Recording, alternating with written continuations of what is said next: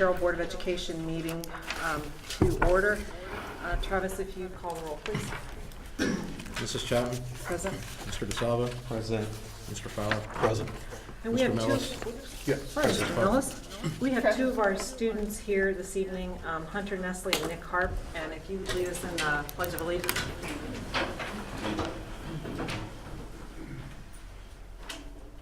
Pledge allegiance to the flag of the United States of America and to the republic for which it stands, one nation, under God, indivisible, with liberty and justice for all. Thank you. Okay.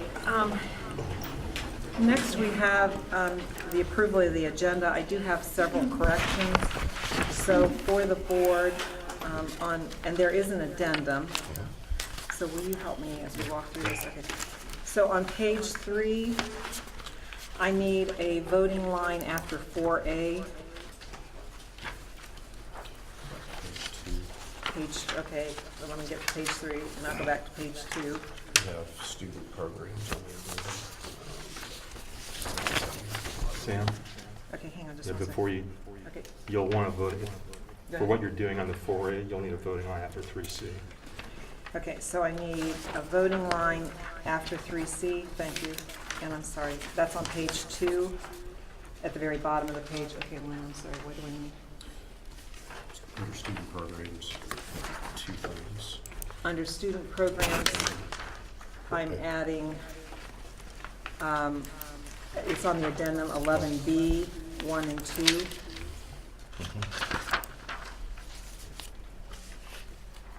So what was on page, on number 3 was? Okay, on page 3, there's a voting line after 4A. There is a voting line after 5. There is a voting line requested after 6A. There is a voting line requested after 6F. There is a voting line requested after 6H. Is that for G and H? Yeah, Okay. but the voting line will be Right. after H. There I is had that a pre-marked. there is a voting line requested for 11D, after 11D, which is at the bottom of the page. On page 4 of 9, there is a voting line that has been requested after 12F.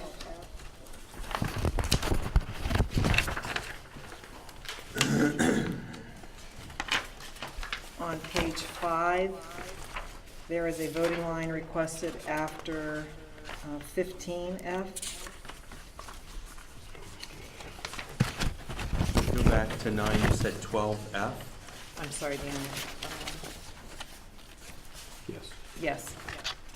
Yeah. And then on page 5, there is a voting line after 15F. Where is 12F? At the top of, It is on page top of 4. 4, the top of the page, Danny. I Right thought you after. said page 9, I'm sorry, page 4 of 9. page 4. Uh-huh. Oh, okay. Got that one? Uh-huh. Okay. Then there is a voting line requested on page 6. And it is 19, after 19-2, Desiree Hughes, there's a voting line. A request for a voting line after 3, 19-3. A voting line after 19-10. And then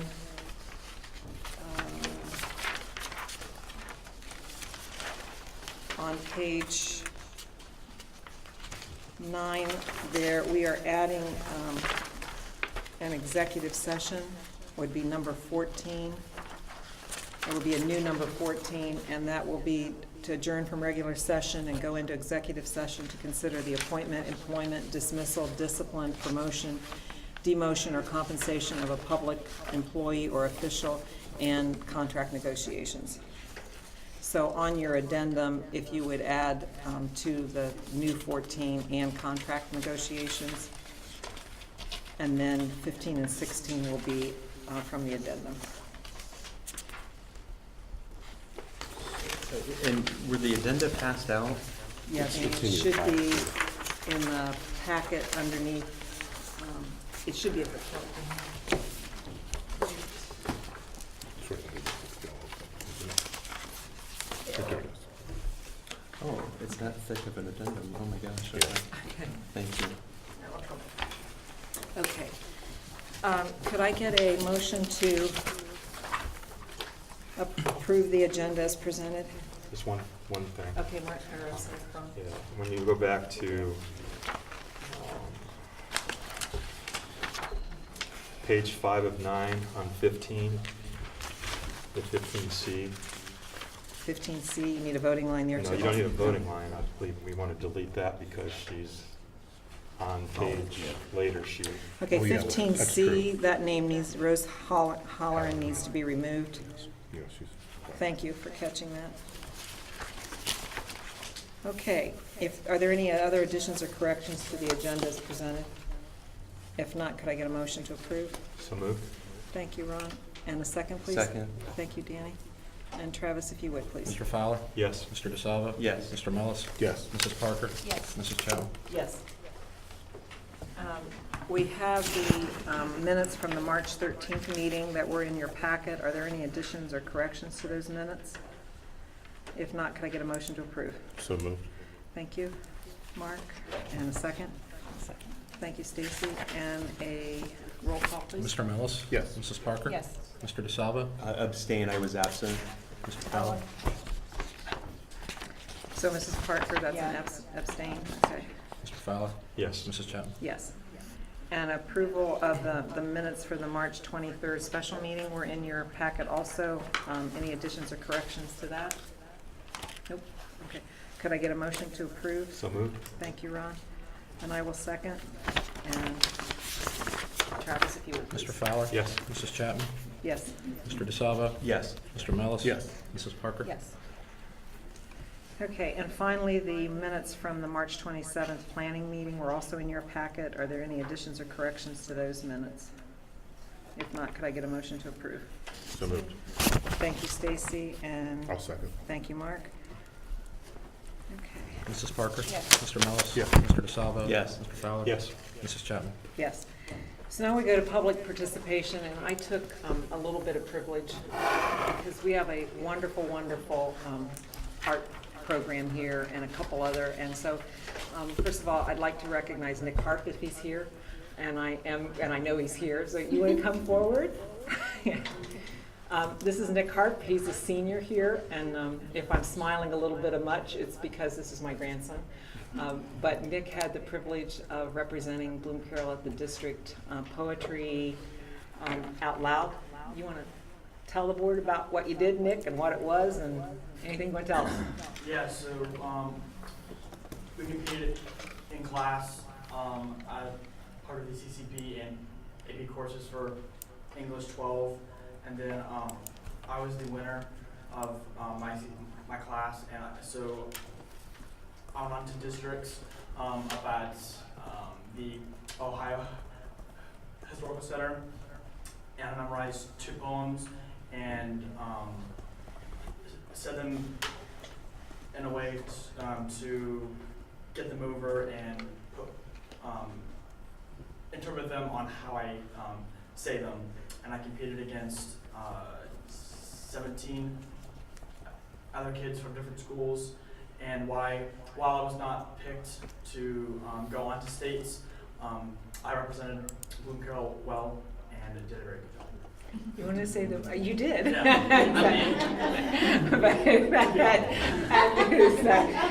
Nick, what poems did you? Because you picked some pretty. You could have had. Did you select them yourself? Did you select the I poems did, yourself? yes. My first one was Advice to a Prophet by Richard Wilbur, and my second one was Beautiful Wreckage by W.D. Earhart. Advice to a Prophet is about the stance on nuclear war, because it was written during the Cold War time, and it's about, I guess, not taking that lightly, and that when we talk about that subject, it is very, it's supposed to be a very serious topic, and he goes into the effects of what that could cause. And my second one was Beautiful Wreckage by W.D. Earhart, and he was a veteran in the Vietnam War, and he explains what he went through and what he's going through still today as a result of the war. So any questions for Nick, and while you're up there, would you like to give a plug for the musical that just happened this weekend, since we don't have any other representatives here? Sure, I was Beat the Beast. I was 3 characters, but like my main role was Monsieur Dark. I was an evil guy. But author Rance went very well, and we showed off our talents. And do you want to say anything about George, and in particular the storage units, that after the play, how fast it was? Yes, I did not get his last name for you, but George built the set by himself, planned it all, and was able to build units back in the room behind the stage to store all this wood and for future musicals, so that it's easier for us to build sets. And he's a phenomenal person, and did a very good job at just doing all that and taking some load off of Mr. Yoder Nice catch. as part of that. Well, I really, I'm biased, but I'm very proud of you and your representation of us at the poetry contest. Nick, you did a great job, and so thank you very much for doing that. And his parents are here tonight too, Mindy and Eric. So you are free to leave, or you may stay if you so enjoy this. And, so I'm going to turn it over to Mrs. DeKay, and you've got Hunter here. Can you tell us about?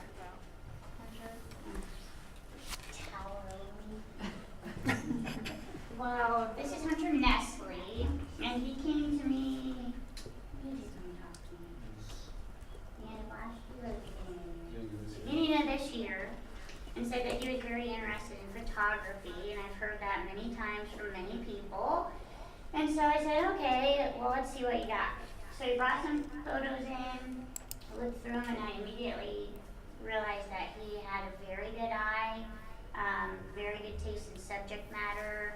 So we decided that he was going to possibly pursue photography after high school, so we needed to get him into some art classes. We went ahead and went with fine art concepts because that's more of an independent study, and that allowed him to really focus on photography. And one big strength that he has is he loves to go seek interesting subject matter. One fault with a lot of aspiring photographers, they want to just take pictures in their backyard of pretty flowers, which is fine, but Hunter has that adventurous side which leads to more interesting subject matter. So one of the contests that we entered in this year was the Governor's Youth Art Exhibition Contest, and the regional contest is at Amanda Clear Creek. There are approximately, let me get my cheat sheet here, just in that regional judging, there are approximately 12,000 pieces of artwork throughout the state of Ohio. From those 12,000, approximately 2,500 from the entire state are chosen to go to the state judging. His photo, which was taken at the Chinese Lantern Festival, is that right? Mason jars. I'll let you hold it.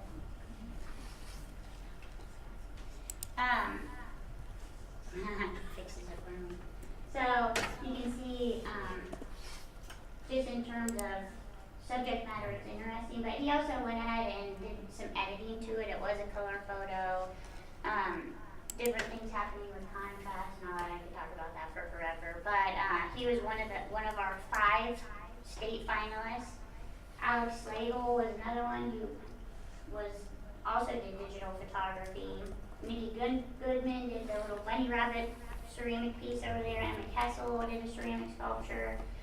And then Nicole Bradbury, who's a first-time digital art student, which I thought was pretty amazing, also had a piece go to the state competition for that. So definitely something that he can put on his resume in terms of future art experiences for him. Yeah. So tell us about this piece. There's a bunch of mason jars. It's kind of like designed to be one big mason jar, made out of a bunch of little ones. The Lantern Festival, it really wasn't my favorite picture that I entered, but I still really like it a lot, so I'm glad it's out there now. What kind of things did you do to edit it? Made it black and white, up the sharpness of it. That's pretty much it. A man of few words. Yeah. He speaks through his art. I like that. So I promised Jody that we would get a picture of the students with the board and Dr. Landis. So could the board indulge us just a second to get a picture with Hunter and with Nick and then Mrs. Decay, while we're trying to pull these folks together, can you tell us how many students approximately you've had over the years go to this? Because you have kids go every year, just about. Just right. So, let's see here.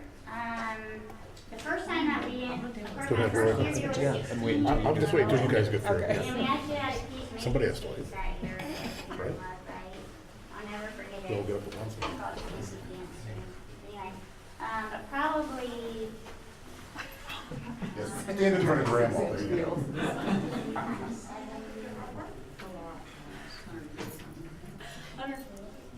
I know, both So of between you are well 100, used. so, 12. So we'll say like between 100 and 125 pieces of Don State from Bloom-Carroll in my time here.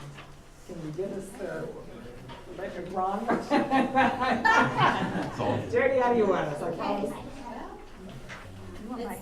I'll just come down. There you go. Perfect. Ready? 1, 2, 3. 1, 2, 3.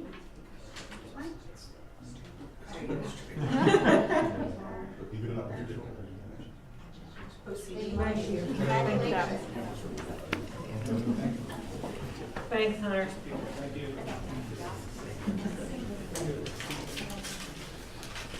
I looked at them on the way by, I couldn't tell it was mason jar.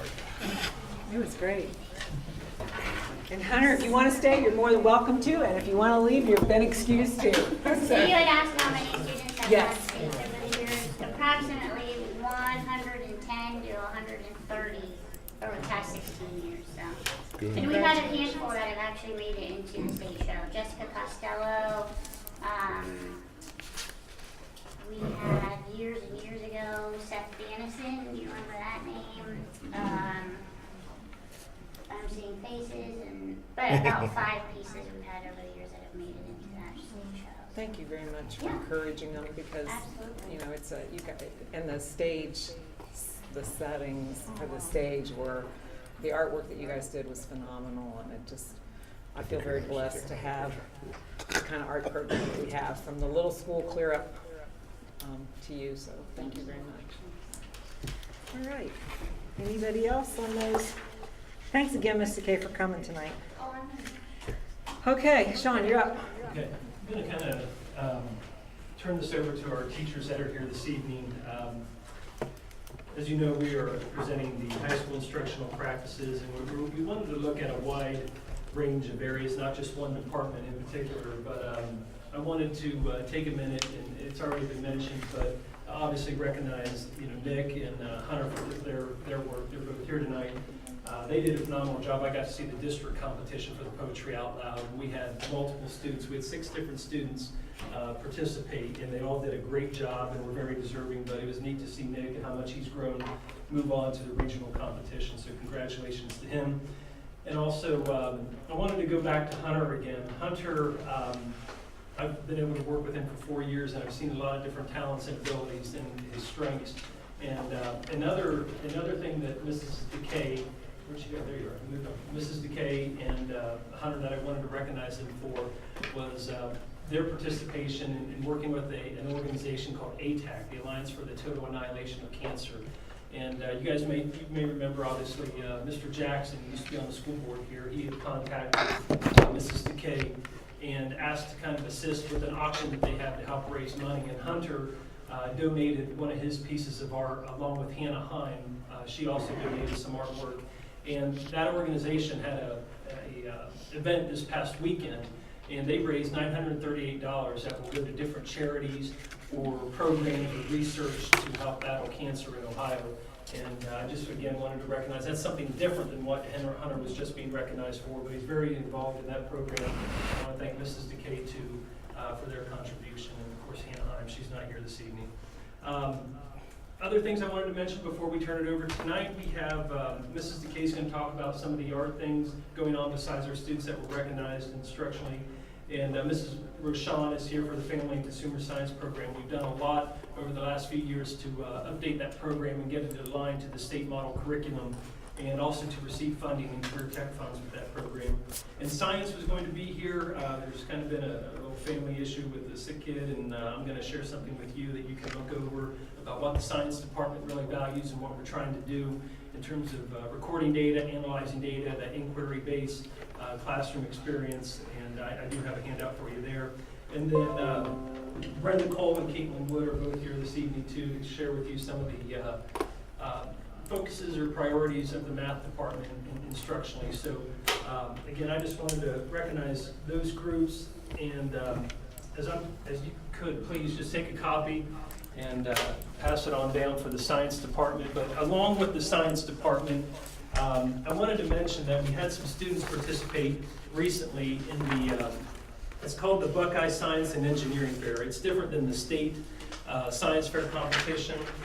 But we recently had Anna Cruz, Grace and Grant Locke, Kelly Locke, and Cassidy Smith participate in this Buckeye Science and Engineering Fair. And three students from Ohio will get to move on to the International Fair held in Los Angeles. And we did not have any move on, but we did have a few placed 9th and 12th. So obviously that was quite an accomplishment as well. Anna Cruz placed 9th, and Grace and Grant Locke had a project together, and they placed 12th. So I wanted to recognize them. Also, I wanted to let you know that the BOAG program has been working with Tractor Supply and the Village of Carroll over the last couple summers. Mrs. Bachman has started a summer program called the Ag Venture Camp, and it's held in conjunction with the Village of Carroll at the park downtown. And there's a lot of little kids that sign up for this and get exposed to agricultural education. And our kids went down to Tractor Supply and helped kind of promote their program and did some things around Tractor Supply. And as a result, they did apply for a grant to help with this summer camp. And I'm pleased to kind of let you guys know that the Tractor Supply organization has provided a grant to our FFA program for $850 to help support the Summer Adventure program. And our kids are also presenting to the, I think it's tomorrow night, or it might have been last Tuesday. I know it's on a Tuesday, either last week or this week. But they're presenting to the Village of Carroll, to the council, about the involvement that they have and what they do during the summer, and what the village and the school district has been able to team up and do together. So that's a grant of $850 is certainly something to be proud of and recognized. And I think that's it. The science department, obviously you have a handout there. I'm going to turn it over to, I'm going to go back to Mrs. DeKay, and then we're going to go to Mrs. Rashawn and then the math department. So thanks for having us here.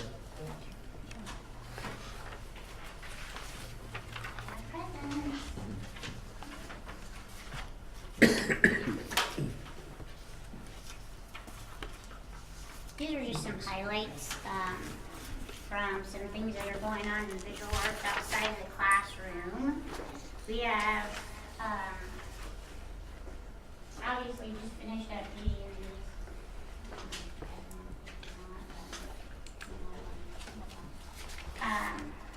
we had several students assist in that large endeavor. I was the only, I guess, staff person, you would say. George was all about the building.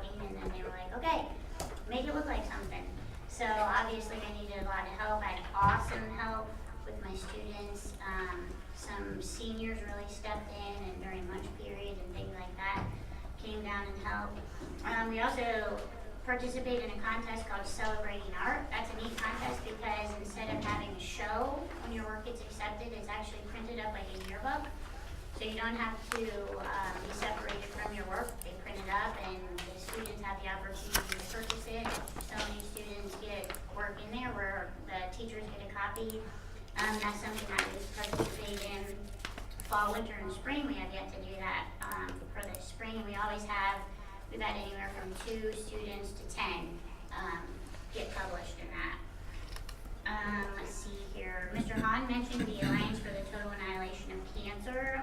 Anaheim and Hunter Nestle participated in that, and they did that voluntarily, and they immediately agreed to it just upon one question.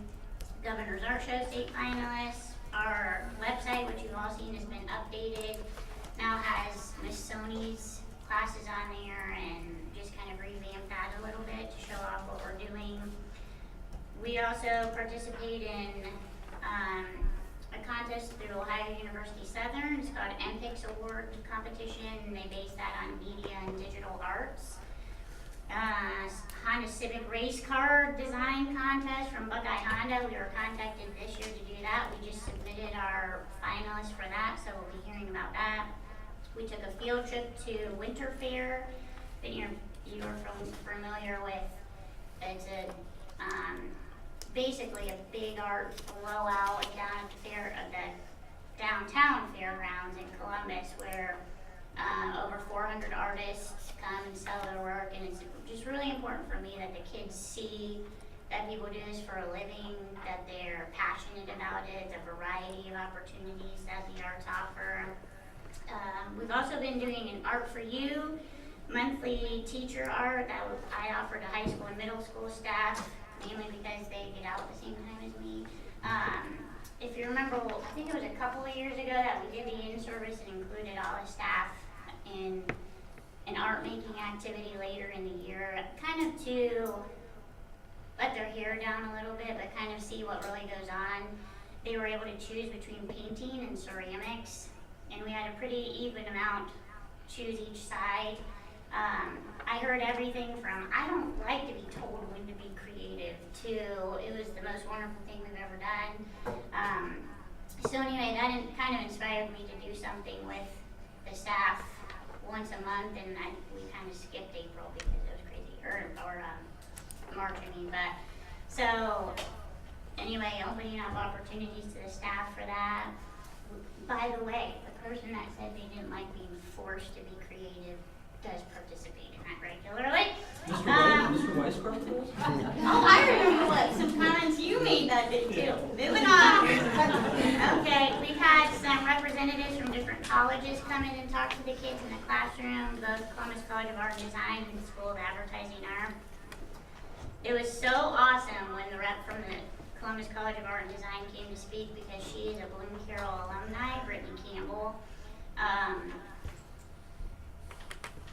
Yeah, she was wonderful. Some of the things that she said, and I'm not getting choked up, but some of the things that she said that Bloom-Carroll did to build her up for where she is now was just incredibly refreshing to hear.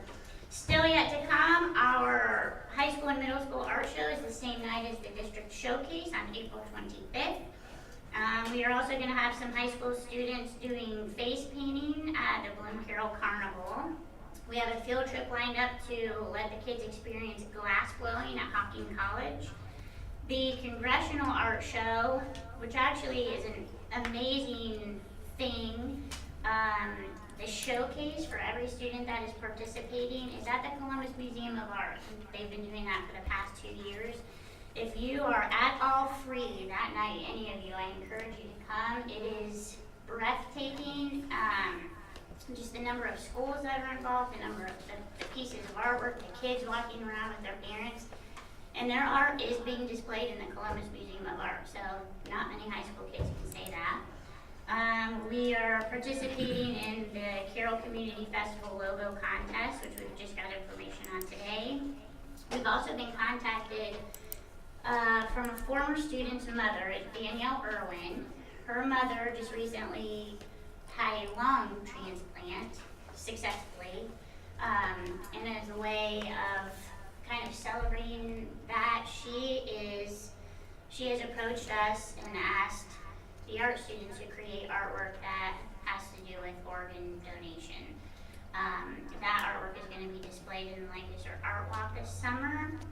And then we have had a successful partnership with the Carroll Place, which is down behind Tractor Supply Senior Living Center. We've done murals down there, we've hung artwork for them, and we just continue to do more with that partnership, including making cards for, I mean, some of those people have zero contact from their relatives and such, so even just a Christmas card helps brighten their spirits. Just one last thing, that's all stuff that's happening outside of the classroom. We offer 10 art classes currently at high school level, our foundations, our intermediate, our advanced.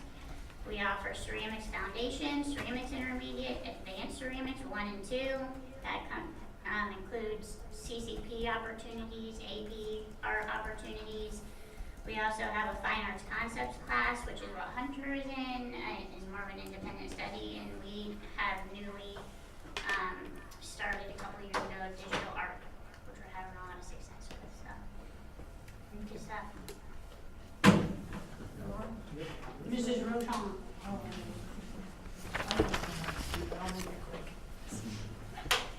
It's another handout. You think you were teachers and stuff. I know. All right, so I'm here representing the Human Computer Sciences Department. As Mr. Hahn said, I just came on board a couple years ago, so some changes, just creating new courses to coincide with new Ohio standards. Some of those courses are just changed a little bit, some of them a lot, some of them are brand new. The courses are Intro to FCS in 8th grade, Personal Development, Beginning Foods, which is Culinary Fundamentals, Advanced Foods, which touches on global foods and food science, Life Beyond High School, which is Career and College Readiness, Child Development and Parenting, and then also Housing and Interior Design. Some of the highlights of the things that we've done, Life Beyond High School, which is primarily 11th and 12th graders, have for the second year in a row participated in Real Money, Real World, which is a program through the OSU Extension Office. And it gives them a real world spending simulation where they can go in and see what costs and expenses are in the real world, and it's always a big eye opener. Just some collaborations we've done. We've been working with the Ag Department, Foreign Language Departments, just different projects here and there to keep the kids excited about stuff. Because of these changes, enrollment is almost doubled. It's gone up a lot. And we've also started a Family, Career, and Community Leaders of America, or FCCLA chapter. So.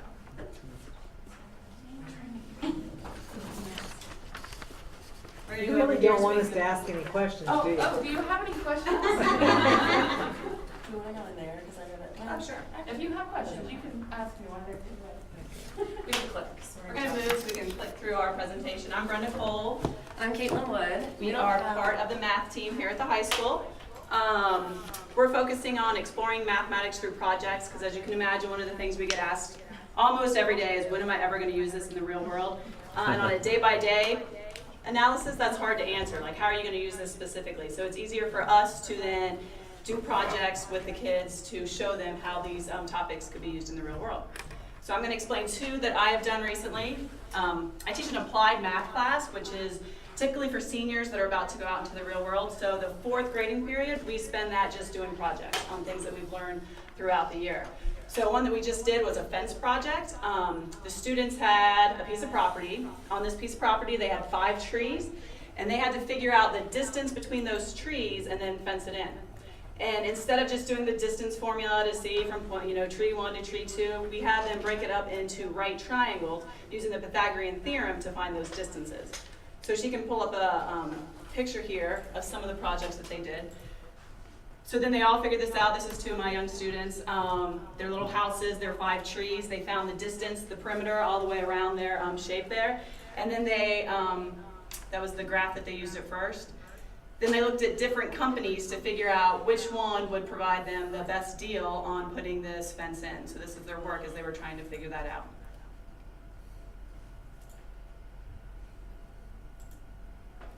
Okay. And that's the one that we just finished up last week. Now Caitlin will talk about one of her, as we get through. Okay, so I teach Algebra 2, and during the second quarter we start looking at the binomial theorem, and one of the things that comes out of that is something called Pascal's triangle, and it's one of kind of the few places in Algebra 2 that we can kind of do something a little bit creative and something that connects with real world. So we kind of took Pascal's triangle and I asked him to go beyond. So we started looking at a little bit of the history of the triangle, looking at some patterns that come into it, connections with other cultures, and then if at all there's a way to apply this outside of Algebra 2. So they had to look at some visual and numerical patterns, so hitting some of the art students there. They had to look at a real world application, and then I actually asked them to be creative and say, okay, now come up with your own version. So we're not going to use Pascal's, I want to see what you can make.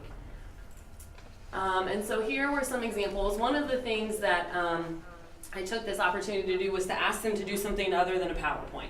We can all do PowerPoint at this point. So this was an example of one student's Prezi, which is actually what I'm using here that a lot of them had never used before. So it was a way to do something presentation style, but not a PowerPoint. A lot of students chose to go kind of the artsy flipbook, scrapbook route, which I was fine with as well, something a little bit different. And so this was one example of a connection that was a little bit unique where one student actually discovered the Catalan numbers hidden in the Pascal's triangle, which is actually related to the probability of random events, which obviously is something real world. And that was only a couple students that found that connection there. This is one student who he created a new triangle and then actually talked about some new patterns that came out of his triangle, which they didn't have to. He found a relationship between this triangle he made and multiples of 4 that came out right in the center of the triangle. So I thought that was an interesting thing for him to discover. Then this was some connections to some other things we talk about. One of them is Sierpinski's triangle, which shows up in art and architecture all the time. If you look at the odd numbers within the triangle, they were able to see that connection.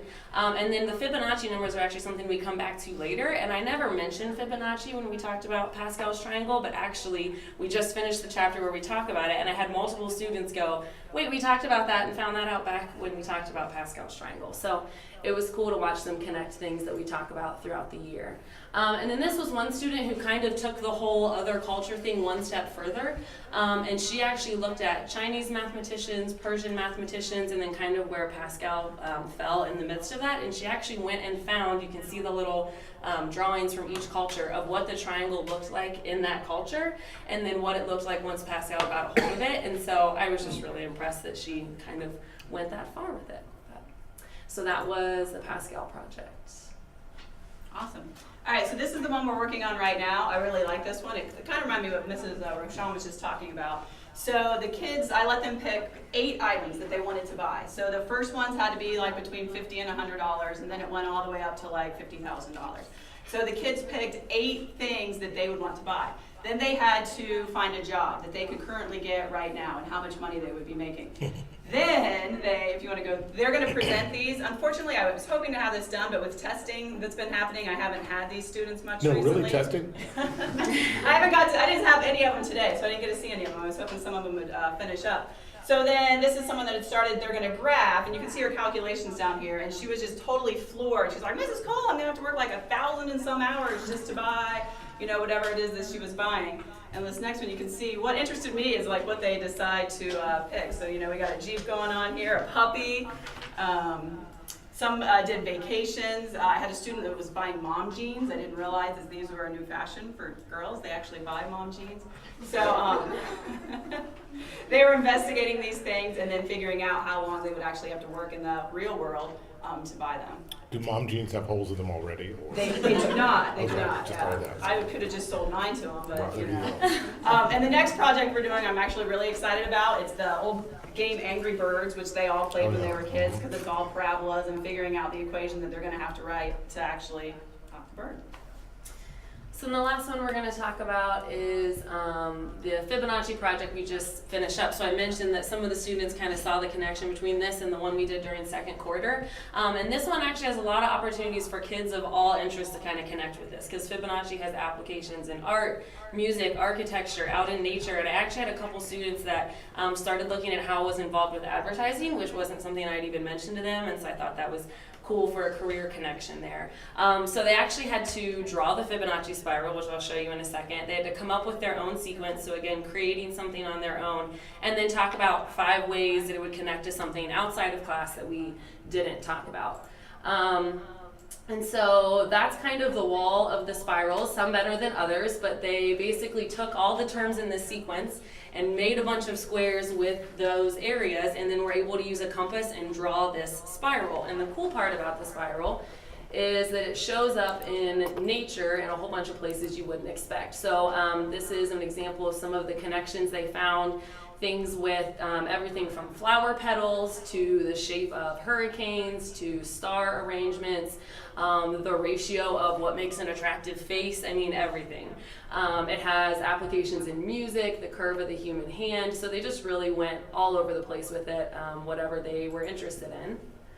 So there's Mrs. Cole talking to one of the students about it, but the reason that I pulled that one out is one of our students actually took the spiral and then made the Beauty and the Beast rose out of it. She was a student that was in the musical. So, and she did it and didn't say anything and left it on the desk, and I found it after she left the room, and I was like, that's awesome.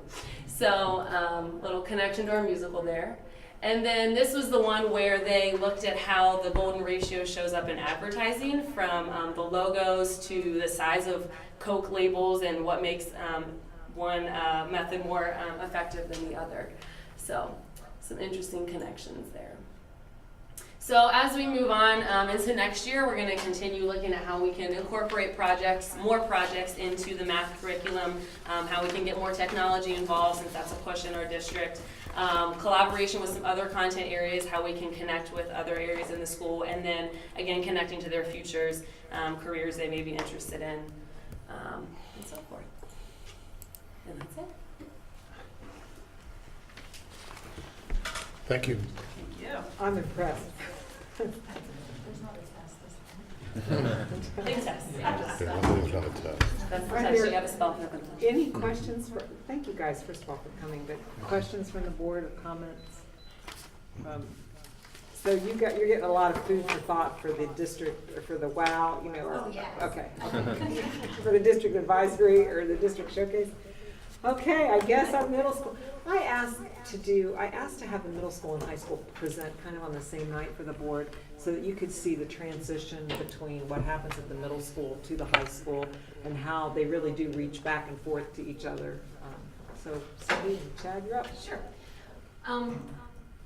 At the end of last year, our 8th grade students took a Making Middle Grade Work survey, and we met with our teachers to see what our building needed. One of the main areas that we wanted to focus on this year was student culture and the culture of the building. So we met during the summer with a committee of teachers and put some incentive programs in for the students. We wanted to make sure that when we created our incentive program, that we included all students and that no one was left behind because they struggled in school or had deficits in areas. So we came up with some awards that would address all students. And our first award was called a Target Award.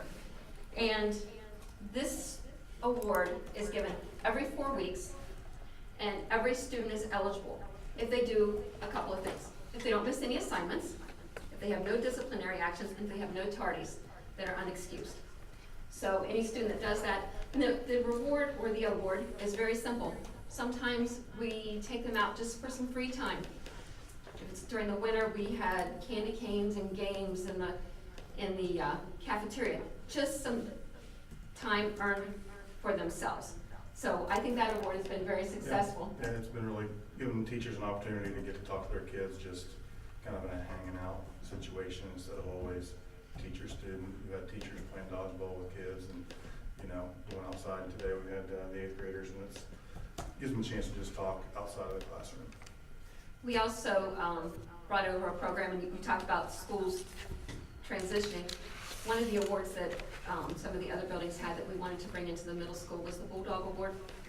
This award's given to students for doing kind acts, and we have a drawing every 4 weeks for students who get the Bulldog Award, and they're awarded gift cards. End of the year incentive, we took a look at the end of the year incentive that we were using and discovered that even though we had like 150 students eligible for this award, we were going to Kings Island and maybe 60 students were taking advantage of that trip. So we decided that it was time for us to do something where more students would be involved that earn the award. So this year we're going to go to East Side over in Lithopolis, so we're going to involve the community. The PTO has rented out the facility, and we're going to take hopefully 150 kids. A couple things with that, yeah. Some parents going with their fifth graders going to Kings Island, and I don't really like roller coasters, so. I don't anymore. I got kind of forced into going on a bunch of them last year, so we had to review that one. So we felt it would be more of a reward for the students that they got after testing. They got a day out of school, volleyball tournaments, But we'll get other 100% games. of the kids that are Yes. eligible to go this year, where not a large percentage of them like last year.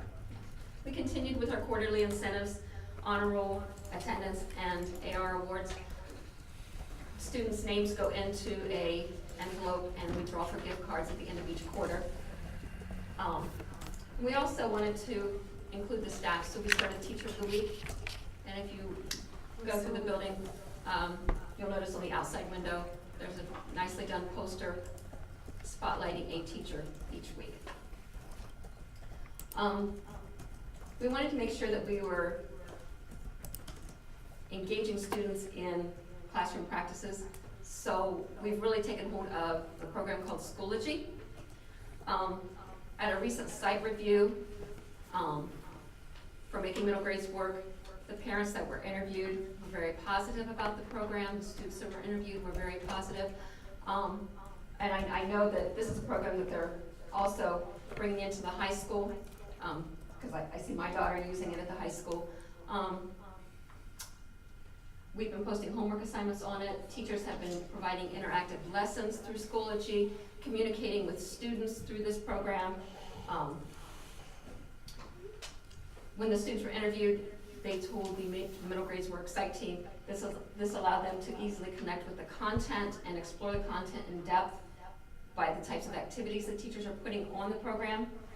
And they also felt that it opened up communication lines between the teachers and the students, because the teachers were virtually at their access or beck and call anytime, and they could get questions answered immediately.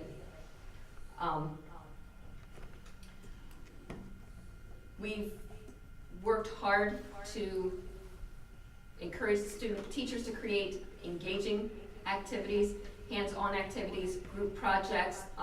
One of the projects that Caitlin started when she was here that we've continued is with her algebra class, and Mrs. McKinney has continued this, and the students love it. It's they create a dance when they study translations and transformations and those types of things, and that has been quite a success.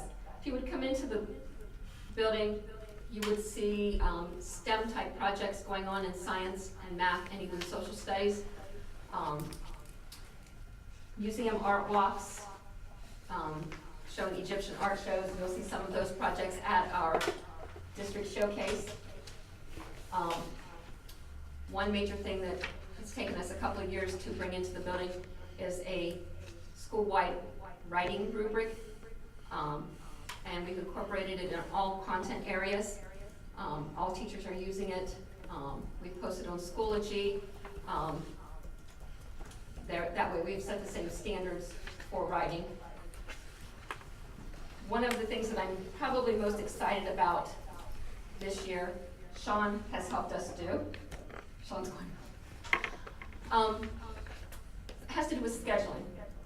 In the past, because we work with the high school, we've been limited to first period specials for 8th grade students, because a lot of the 8th grade students go over to the high school for foreign language, BOE, family and consumer science.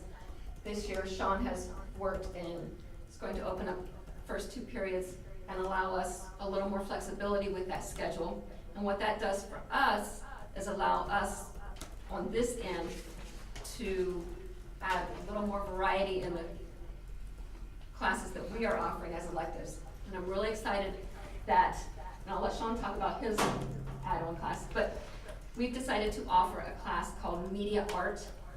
It's gonna be offered through the art teacher, and it's a class that takes digital photography and filmmaking and relates it to journalism careers, and the students will be creating some journalistic videos after they edit their art, digital art. Eventually, I see this class as being, it falls under all of the guidelines for the CTE classes. So, you know, we need to work and make sure our teacher gets CTE certification, and then that will fall under the CTE classes. And then, yeah, and this isn't new, but started last year, introduction to programming, and also robotics, which is 8th grade. And I went with Mrs. Cottle. She took 3 groups to Granville for a Saturday Lego competition, and I went with her just kind of to help out because nobody else had 3 groups, and we did, and it was really neat. You know, they program a little robot, they guide it, they set it where to go, and it has to go. This particular year was about animals, and so the robot would have a mission to go feed the pig, go over here, do all kinds of stuff, and then come back to the starting point. And if they grabbed it, it was pretty neat. It was, kids learned a lot, and you know, if you look at the news, there's gonna be a lot of robots driving cars, driving planes, taking your orders. I mean, it's everywhere. these types of classes are exciting, and when I hear everything going on in family and consumer science, and I hear everything going on in science, you know, I think these types of classes get the students excited about coming to school, provide some variety in their school day, and some of the kids, when I see these types of classes offered, some of the kids that I've not seen excited about learning are excited, and I think that spills over into their regular classes too. You know, if they have something to motivate them to come to school, something to look forward to. So I think we need to continue exploring a variety of electives, even here at the middle school level for our students, so that, you know, so they have a positive attitude about school. Questions for Cindy or Chad? Thank you for everything. You know, if you've got the 5th graders coming, or 4th graders coming to you as 5th graders next year that just did the invention convention, you've got challenges coming to you all the way up on their way. Our invention convention is the 13th. Thursday, right? Yes, yeah, Thursday. Yes. Great. So what time is the invention convention? Do you know? It'll start about 9 o'clock. Thank you very much. Okay. Do we have any public participation, Travis? You are more than welcome to stay, or we'll, don't look so excited. But if you leave, we'll talk about it. Thank you. Travis, we're okay? Okay. So we'll move on to the treasurer's report and recommendations. Item 9A, approve the March financial statements, total expense of $1,940,407.75. With the executive summary, it should be page 20 on your electronic copy. I mentioned back in February that we really wouldn't be able to compare the real estate and public utility tax collections until we got through March, and that is the case. We knew the increase was going to be higher than we estimated based on the reappraisal that occurred or the triennial update that occurred in Fairfield County this past year. So when individuals got their tax bills, most of them were higher due to the triennial update. You can see the real estate and public utility forecasted or actual exceeded forecast of close to $600,000. Also in our other revenue, we once a year we receive tuition payments from our open enrollment districts, where special needs students from other districts coming in. This is the difference from the standard per pupil reimbursement and the weighted special needs funding from the state that you do not get on open enrollment students in. So we bill those resident districts for that amount. We've mentioned the amount that we're over budget for the year. Our special needs population, especially the preschool and the primary building, has just it's almost tripled, bordering on quadrupled. So, we continue to move those kids around and see our unit population increase, but we've been able to manage it so far. You can see the current carryover, $4,945,742. It's a little inflated just due to the timing of the year. But any questions on the March financial statements or the checks written during the month? If not, can I get a motion to approve the March financial statements? So moved. Thank you, Mark, and a second. Second. Thank you, Dan. Mr. Mills? Yes. Mr. DeSalvo? Yes. Mr. Fowler? Yes. Mrs. Parker? Yes. Mrs. Chapman? Yes. Item B, we're very thankful to recognize the following donation to Bloom-Carroll Local School District. Once again, the Bloom-Carroll Elementary PTO has so graciously donated this to us in an amount of $13,000. That's helped enhance our technology at both the primary school and the intermediate school. This enabled both those buildings to finish up some mobile labs with some iPads. So certainly very thankful for that donation once again. Could I get a motion to recognize the donation? So moved. And a second, please? Excuse Thank you, me. Stacy. And Travis, if you would, please. Sure. Mr. Fowler? Yes. Mrs. Parker? Yes. Mr. DeSalvo? Yes. Mr. Mellis? Yes. Mrs. Chapman? Yes. Before I go to C, I'll make this quick, but certainly it's something that the board needs to be aware of because you'll definitely be aware of it the next time you see our financial statements. Had an unfortunate incident last week. The treasurer for Liberty Union, Dave Butler, passed away very suddenly, very unexpectedly, so certainly thoughts and condolences to the Liberty Union family and certainly his family. But no easy segue from that. However, there is an impact to us on the business side of things. Dave was the treasurer of our entire insurance consortium. The consortium consists of, I believe, 19 schools, Hocking County, City of Lancaster, Fayette County Hospital, Hocking College. So there's a lot of nonprofit entities that there's no Anthem, there's no Blue Cross Blue Shield, there's no Medical Mutual. We're self-insured. So we pull all of our monies together in a self-insurance format. So I was the backup fiscal agent and effective yesterday became the treasurer for the consortium as well. So what that means is I've been at Liberty Union both Friday and today trying to get them to be able to close their books at the local level, because once their books are closed for March, they'll be transferring approximately $26 million to the Bloom-Carroll School District that will be ran through our books that will account for claim payments, premium intake from the entities, interest investments, prescription drugs, dental, vision, life, all of the inner workings of the consortium. While it will run through you'll see it on the yellow fund balance report, it won't be commingled with any general funds, it won't be commingled with any taxpayer dollars. It'll be all ran through an 026 fund, but that fund in and of itself, looking at the records, will run about $200 million worth of transactions on a given fiscal year. So certainly the April financials that we look at in May are going to look a lot different than what you're seeing tonight. The amounts are going to be different, but again, it's just us taking over the consortium. So again, I just wanted to give you, and I'll be able to show it to you a little better once we get the fund set up. And So, you see it. Travis, a couple things we talked about earlier today that I needed answers for is, so this is a huge consortium that we're taking over, and my understanding is it kind of rotates anyway. Liberty Union has had it for a while, but it has gone through other districts. So what is the board's responsibility now that we have to approve? I mean, are we just approving that the money is here, or are we approving that what we pay out in bill? I mean, is there a third party that's involved with this, or how does it Good question. function? There are two third parties that are involved. There is a claim paying third party. Okay. So I don't have to pay every single claim when somebody from Burn Union goes to the doctor, but I will have to send money on a weekly basis, and then it's like a clearing account. With Miller Lewis Insurance as our agent, I have someone there that will help us in reconciling and doing that. You will be responsible for appropriating the money, so there will be an appropriation that you will have to approve, and it will show up in our check register, all of the transactions that And there is, my understanding from you, there is a separate audit, state audit. the consortium is audited separately, but we would be responsible for providing the records to be audited. So in our liability insurance, you know, our board, as board members and stuff, so what happens with that in relationship to now responsibility for this consortium?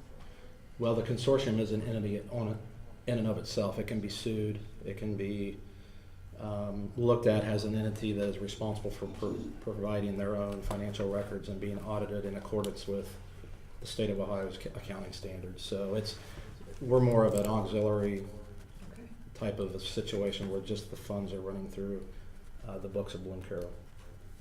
Okay. Ron?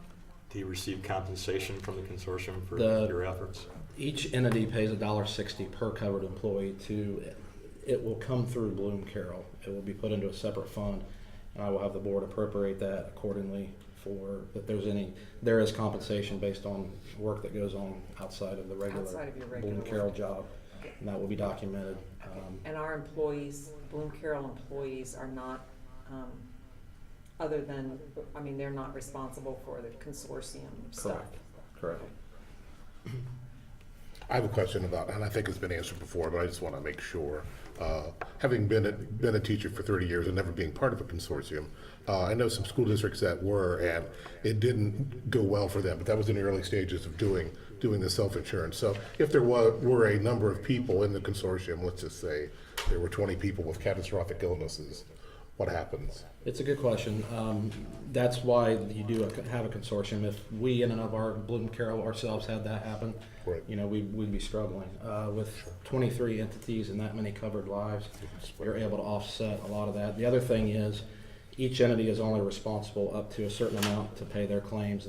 From 200 to 500,000 is an internal pool that we all contribute to. So we might contribute a 500,000 one year but not use it. Or we might contribute 500,000 and use 2 million of it one year. So it's very cyclical, but as you can see from our premium increases, we've been running a pretty good track record here recently. So anyway, I don't want to belabor the point, and we can talk about it all night. But I just want to make sure that this board right is not liable for the consortium. We're reliable for the way I understand it, for the funds. There has to be a fund place to put the money. And an appropriation. Appropriation, and that's the only thing that we're accountable for. Right. Okay. Other questions for? That was mine. Okay. And with that, it's time to have our premium renewal would be effective in July.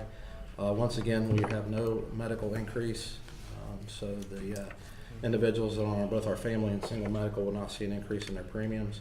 There's a slight increase in the dental, 3.05%, but even that is only it's 80 cents per month for family and 16 cents per month for single.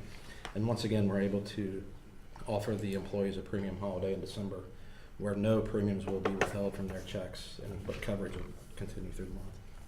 That's great. Could I get a motion to approve the insurance premium increases? So moved. Thank you, Danny. And a second? I'll make the second. And Travis, if you would, please. Mr. DeSalvo? Yes. Mrs. Chapman? Yes. Mr. Fowler? Yes. Mr. Mellis? Yes. Mrs. Parker? Yes. Okay, I'm going to be real brief. In old business, in your packet, there is a Bloom-Carroll Local School District Superintendent Search Timeline. And Travis, can you pull this up if you can? It looks like this is in the packet. Okay. And so the search there would be similar to what we've done in the past.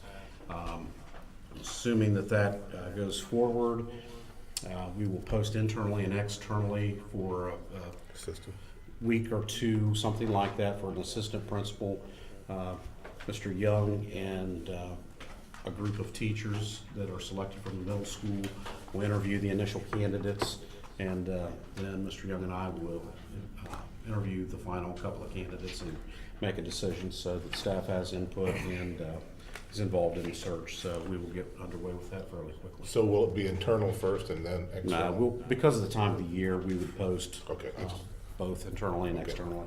And I think with an assistant principal position, it's really okay to do that. we'll collect all of the names at one time and we'll see what we have. If we have a large number of internal applicants, we might decide to interview internal applicants first and see how it shakes out. So, moving on to students programs on the addendum, you have two things. Number one, approve the following 2017-2018 assessment staggered start date schedule for kindergarten. We've done this for several years now. Yeah, it does work well. It gives the teachers a chance to do the assessment. Then we stagger the days for the children to come in and get familiar, and then August 24th would be the first day with all of the children in the classrooms. And number two, you have the middle school registration guide, and I believe other than dates, there's just the one course offering that's been changed in that. And, so moving on to, you don't really need this voting line. Okay, I don't need a voting line there because I'm going to do it after Right. after Right. C3. Okay. So moving on, excuse me, to personnel and employment. Number one, approve substitute teacher list number 9 for April 2017 is submitted by the Fairfield County ESC. Number two, approve the voluntary transfer of Chad Young from middle school assistant principal to middle school principal on a 3-year, 215-day per year contract, step 0 on the step 2 on the administrative pay scale, effective August the 1st, 2017 through July 31, 2020. And number three, approve the following. Excuse me, and before we go to that, should it say retirement resignation versus just resignation? Sure. That would be good. The retirement's already taken place, so we can add it. Thank you. And number three, approve the following increase in primary school aid hours for 2017-2018 school year for Molly Foster, Kelly Jackson, and then a one-on-one aid.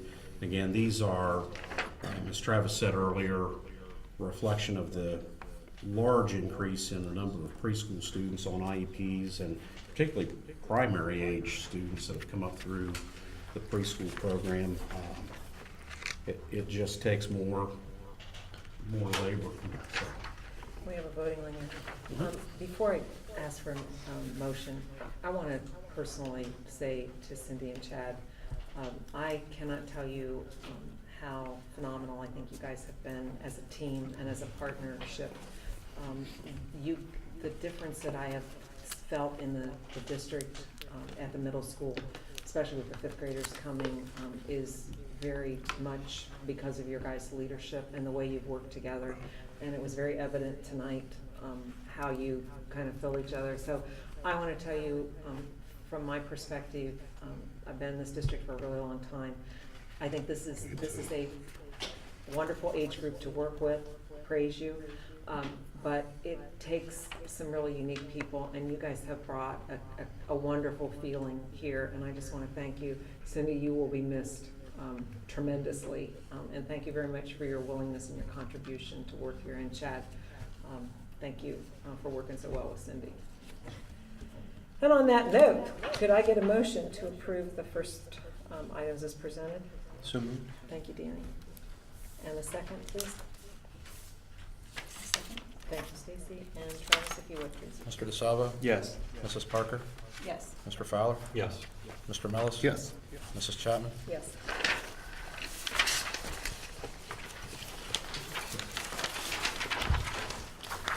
Number 4, we have a voting line for A. 1/2 unpaid day for Jennifer Chapman, April 21, 2017. And could I get a motion to approve? So moved. Thank you, Mark, and second, Second. Carlin. Thank you. And Travis, if you would, please. Mr. Mellis? Yes. Mr. Fowler? Yes. Mr. DeSalvo? Yes. Mrs. Parker? Yes. Mrs. Chapman? Abstain. Item B, 5 days for Lisa Smith, April 24, May 1, May 8, May 15, and May 22, 2017, and 1/2 day for Susan Young, May 19th, 2017. And number 5, approve the employment of Terrence Wackhammer, substitute bus driver for the remainder of the 2016-2017 school year. And you have a voting line. Could I get a motion to approve? I'll make the motion, and could I get a second, please? Thank you, Dan. Travis, if you would. Mrs. Chapman? Yes. Mr. DeSalvo? Yes. Mr. Fowler? Yes. Mr. Mellis? Yes. Mrs. Parker? Yes. Approve the following athletic supplemental contracts for the 2017-2018 school year pending timely receipt of all verifications and background checks. And you have a voting line under A, Chad Little. Could I get a motion to approve? So moved. Thank you, Second. Mark. And I'm sorry, Ron? Yes. Okay, and could I get a Yeah, roll Ms. call? Yeah, Mr. Mellis, Yes. Mr. Fowler, No. where am I? Mr. DeSalvo, Yes. Mrs. Parker, No. and Mrs. Chapman. Yes. Moving on to B through F, Brett Mitchell, varsity boys basketball, Daniel Grove, varsity wrestling, D, Megan Femisone, varsity cheerleading for the fall, E, Noel Tolbert for varsity swimming, and F, Tim Bookman, high school faculty manager for the fall, and you have a voting line. Could I get a motion to approve, please? So moved. Thank you, Mark. And a second, please? Second? Thank you, Stacy. Mr. Mellis, Yes. Mrs. Parker, Yes. Mr. DeSalvo, Yes. Mr. Fowler, Yes. Mrs. Chapman. Yes. Letter G and H, both Tom Sarsfield, fall high school faculty manager for fall and winter, and you have a voting line. Could I get a motion to approve? So moved. Thank you, Mark. Mhm. I'll make the second. And quickly, this vote in this section, as well as any following no votes on my behalf, is just because I'm being consistent with my previous votes on retiree hire. And it could be so noted. I'd appreciate it. Thank you. Okay, thank you. And if I could get a roll call? Mr. Mellis, Yes. Mrs. Chapman, Yes. Mr. DeSalvo, Yes. Mr. Fowler, No. Mrs. Parker. Yes. And I through K, Mark Casperson, high school faculty manager winter, Jim Holloway, middle school faculty manager fall, Tim Bookman, middle school faculty manager winter. Number 7, excuse me, approve the following athletic supplemental for department volunteers for 2016-2017 school year pending time of receipt of all verifications and background checks. You have Jacob Robinson from middle school baseball. Number 8, approve the following volunteers for the 2016-2017 school year pending successful background check results. And you do have an additional name on your addendum for Group A there. And so we have volunteers tonight from Group A and Group C. You have those names in your packet. Number 9, approve the academic supplemental contracts for Kelly Scott, pianist for the musical, Group H, with 8 years of experience. Pardon me. Number 10, approve the following as 2017 summer custodial workers, Christopher Hughes and Kib Gibson, who is currently a district employee. I mentioned Christopher Hughes is an ESC employee, currently filling a position in our our primary school MH unit. Number 11, approve the following IT workers at $10 per hour pending time to receive background checks. Colby Jansen, Jeffers, Hayden Morris, and Andrew Sorensen. And you have a vote. Could I get a motion to approve? So moved. Thank you. And a second, please? Second. Thank you, Danny. And Travis, if you would. Mr. Fowler, Yes. Mr. DeSalvo, Yes. Mr. Mellis, Yes. Mrs. Parker, Yes. Mrs. Chapman. Yes. Let's see, number 12, approve the employment of the previously retired certificated employees on 1-year limited contracts for the 2017-2018 school year as submitted. And you have a voting line. Could I get a motion to approve, please? So moved. Thank you, Danny. And a second, please? Second. Thank you, Mark. Mr. DeSalvo? Yes. Mr. Mellis? Yes. Mr. Fowler? No. Mrs. Parker? Yes. Mrs. Chapman? Yes. Number 13, approve the employment of the following certificated employees on 1-year initial sequence limited contracts for the 2017-2018 school year. You have Group A, second 1-year contracts as submitted. B, third 1-year contracts as submitted. C, fourth 1-year contracts as submitted. Number 14, approve the employment of the following certificated employees on extended sequence limited contracts beginning with the 2017 school year. 2-year contract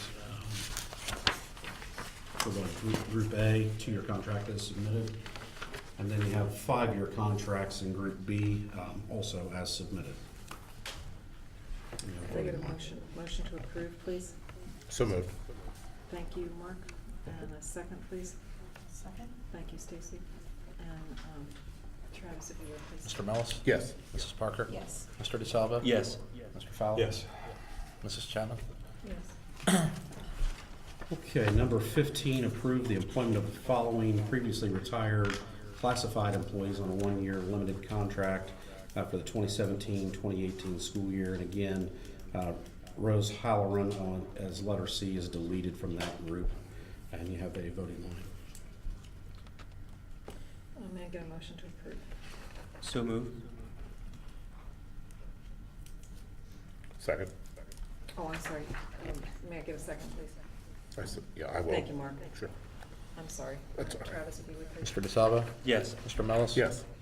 Mr. Fowler? No. Mrs. Parker? Yes. Mrs. Chapman?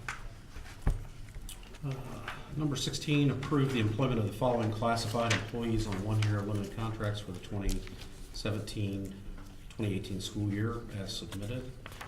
Number 17, approve the employment of the following classified employees on two-year limited contracts beginning with the 2017-2018 school year as submitted. Number 18, approve the employment of the following classified employees on continuing contract status effective with the 2017-2018 school year as submitted. Number 19, approve the placement of the following employees on the administrative supervisor salary schedule as listed. You have number 1, Sean Hahn, number 2, Desiree Hughes, and then you have a voting line, please. May I have a motion to approve, please? So moved. Thank you. And a second, please. Second. Thank you. And Travis, if you would, please. Mrs. Parker? Yes. Mr. Fowler? Yes. Mr. DeSalvo? Yes. Mr. Mellis? Yes. Mrs. Chapman? Yes. Number 3, Chad Little, Activities Director, and you have a voting line. May I get a motion to approve? So moved. Make that motion. And And Mr. Millis is second. I'll second. thank you, Mr. Mills. And if I could get a roll call, please. Mrs. Chapman? Yes. Mr. Mellis? Yes. Mr. DeSalvo? Yes. Mr. Fowler? No. Mrs. Parker? Yes. Number 4, Vicki Pease, Principal at the primary school. 5, Catherine Reisman, Special Ed Supervisor.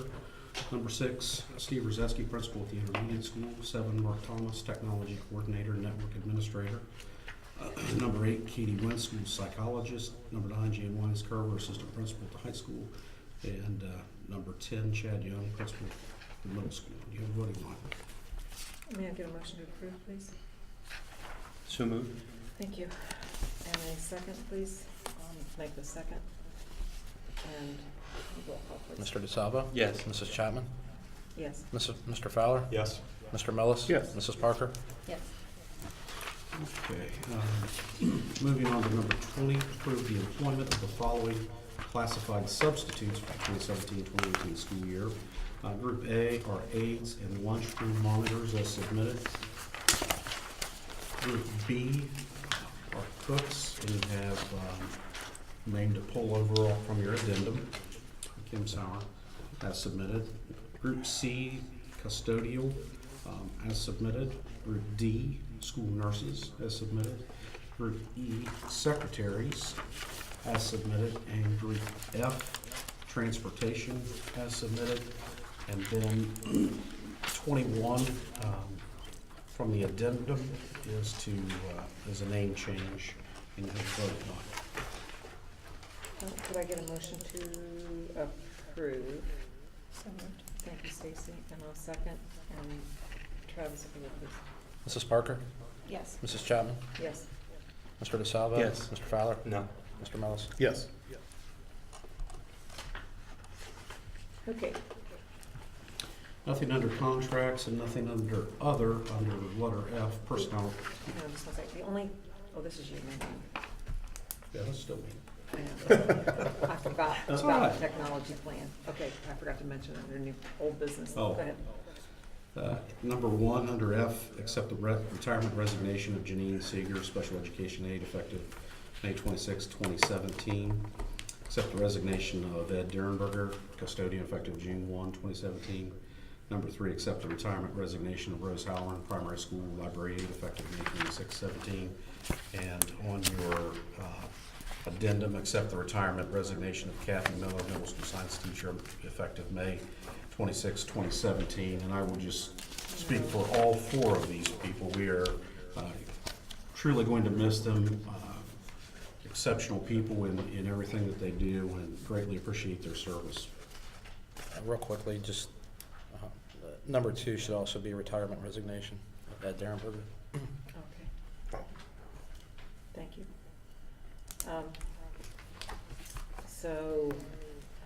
Yeah. You know, all of these people are really great. Again, would you convey to Kathy Miller, our science program and the way she gets those kids excited in the 6th grade about science fair. I mean, I think it just shows what Mr. Carter and the staff at the high school get, and you know the outcomes that we have. So she will be very missed and very much appreciated. So if I could get a motion to approve. So moved. Thank you, Ron. And a second. I'll second. Thank you, Mark. And if I could get a roll call, please. Mr. Fowler? With sincere thanks for their dedication to our district, yes. Mr. Millis? Yes. Mr. DeSalvo? Thank you and yes. Mrs. Parker? Yes. And Mrs. Chapman? Thank you, and yes. Okay, now we're gonna go to new business. I just did want to remind the board from old business. Last month, we had the technology plan that was presented to us. I intend to discuss that again at the next meeting, because we'd like to get this. If there's additions or corrections, I'd like you to read it for life reading enjoyment again. Mark is willing to answer any questions, and then somewhere along the line, before the first part of July, I'd like to accept the technology plan, so Travis and our superintendent have some kind of idea of what kind of funding we're gonna have to put forward, and so we can communicate that on the district showcase nights, that we are trying to keep up with the technology. So, okay, new business, we have the following policies that were made available to you for first reading. Those are as presented. If I could get a motion to approve for first reading, or if you have any additions or questions or concerns, I'm sure Mark would be glad to answer them for you. I'll make the motion. Okay. Thank you. And could I get a second, please? Second. Thank you, Dan. And Travis, if you would, please. Mr. Millis? Yes. Mr. DeSalvo? Yes. Mr. Fowler? Yes. Mrs. Parker? Yes. Mrs. Chapman? Yes. So board reports and information. In your packet, there is a calendar of events that are going on at the school, and as we are very much aware, there's a whole lot of activities that are happening. So I would encourage you to try to be at as many activities as you can. It's kind of exciting for the year-end wrap-up. The big one for the close of school is when we have the breakfast for the staff. May the 26th. Okay, May the 26th. If you've not attended that, it's kind of a nice recognition, and so I would encourage you, if you could possibly be here for that day. That's a great time. Okay, other things happening, I think there is listed there. Facilities and transportation, anything for us? Travis, when are we gonna get, or Lynn, when are we gonna get what you guys are proposing from the wish list? What meeting? I know, no, it's not fair. May. The May meeting? One of the May meetings, right? Then you're gonna say June when May comes around. No, but one of the May meetings, we'll know what we're gonna be. Okay. Late May is fine, you know, so. Personnel and labor management, we have some things to discuss about that, but nothing that I've got going on right now, other than retirements. Media, communications, and community relations. Jody, you got a wonderful wow video. I got to preview it today, so I think that's pretty cool. And is that going up tomorrow? Hopefully, yes, Okay. that's the plan. And if the board would like to give Jody direction, she is going on vacation, and I have strongly suggested that no email, no communication, no writing, no nothing be done, that she should take downtime. So if the rest of the board would like to nod in agreement, then she knows that we do not anticipate her spending her vacation worried about Bloom-Carroll. Please. OSBA representative? Got this in the mail. You all should have received it, and it talks about creative funding for arts education. So I haven't had a chance to read the article yet, but we discussed this evening. It might be pretty topical. Also, April 21st and 22nd next week is the Board Leadership Institute, and I'm going to try my best to attend it. With the other issues we have with the court case and stuff, I'm not sure I'm going to be able to make it, but I will try my best to do it, depending on how the schedule works out next week. And there's another article in there on communication, engaging in community, so it was a pretty good article. Policy, curriculum, instruction, I don't have anything marked, anything No. from you. I think we're pretty current. Safety, health, and wellness. Just the May 10th meeting, that's all. May 10th meeting, okay, great. I think, I'm not gonna swear to the meetings that are posted, but the Music Boosters are meeting the Ag Day, if you are around on the 20th, it's kind of a neat day. Do you wanna just mention what you're doing on that day with the drone? Oh, well, yes, we're, Eden Wolf, a student at the high school, is gonna do some drone footage for us, and we're gonna create a video of the district just for you guys in drone. So we're gonna record that day as one of the subject matters of the video. I thought that was pretty Should be neat. fun. Yeah, I think it should be.